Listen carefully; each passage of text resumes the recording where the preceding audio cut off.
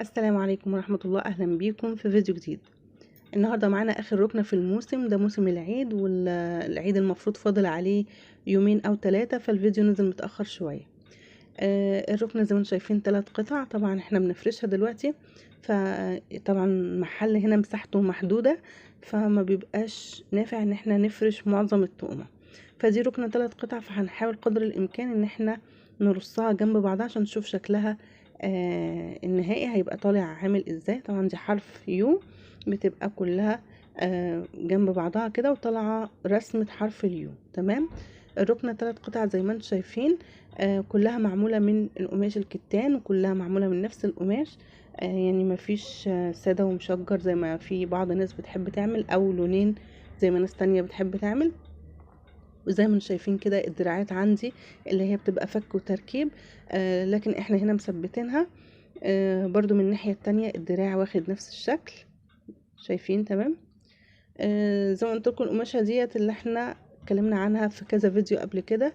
دي كتان ناجح. القماشة دي بسم الله ما شاء الله عليها شيك جدا وعملية، يعني احنا دايما بنحب نشتغل بيها. غير ان اللون كمان، اللون حلو قوي ومدي شكل جميل للركنة. تمام. كمان جبنا الكوشن يكون فيه واخد نفس درجة القماش بتاع الركنة، ويدي شكل جميل كمان للركنة. تمام كده.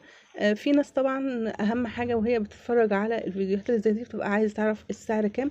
السعر يا جماعة ان تقريبا في معظم الفيديوهات مش بقدر اقول سعر، لان احنا كل يوم والتاني بيبقى الاسعار متغيره عندنا. انا ممكن اقول لكم في الفيديو سعر، ويجي حد مثلا يتصل على زوجي ويقول له انتوا في الفيديو قلتوا بقد كده.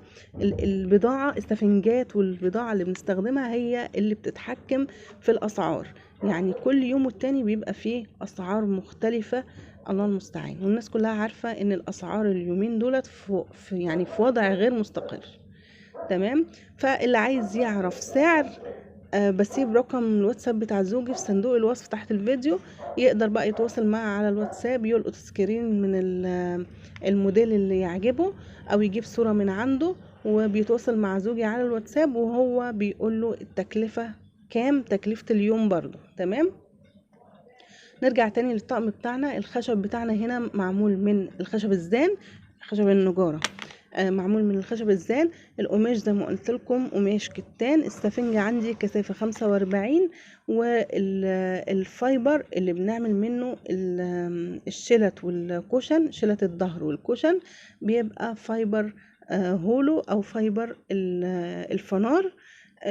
وفي بتبقى انواع تانية مختلفة من الفايبر، بس النوعين دول اللي انا قلت لكم عليهم الهولو والفنار دولت انضف الانواع. تمام.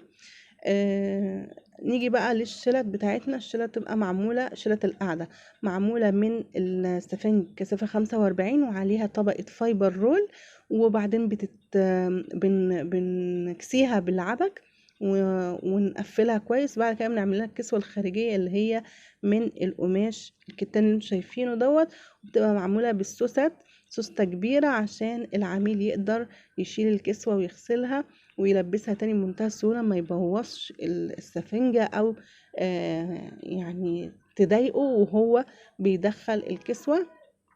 بتبقى السوستة مريحة. طبعا السوستة نوعها ما شاء الله، من هي سوستة امين، كنا عاملين عنها فيديو قبل كده.